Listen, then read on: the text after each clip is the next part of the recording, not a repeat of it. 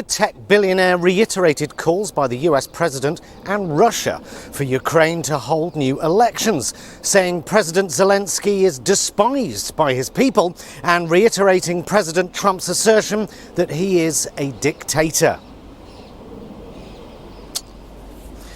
Neville Chamberlain must be down there now, thinking at last a bigger fucking pussy than I was, because at least Neville Chamberlain didn't come back reading from a bit of anti-Czech propaganda that Hitler had written for him.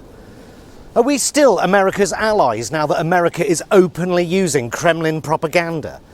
Trump is clearly one of the worst negotiators in geopolitical history. The first time ever an American president has criticised an ally for not surrendering to an invading army. You fucking pussyhole. Trump claiming that Ukraine started the war is like Roosevelt saying, well, what the fuck were those ships doing in Pearl Harbor in the first place? The art of the deal, eh? The great negotiator showed his hand after 2 seconds, showed the world that he'd been entirely captured by Kremlin talking points. Instead of at least pretending to be neutral so that he could get his Nobel Peace Prize, he immediately showed that he was openly hostile to one of the parties, and not the invader, the invaded.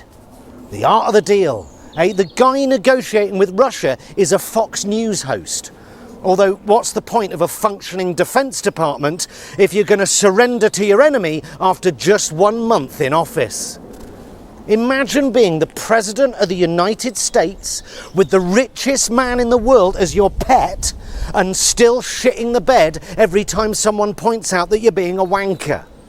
And you can tell that Trump doesn't actually think Zelensky is a dictator because his nose isn't nestled up Zelensky's anus whilst giving him a reach around like he does with real actual dictators.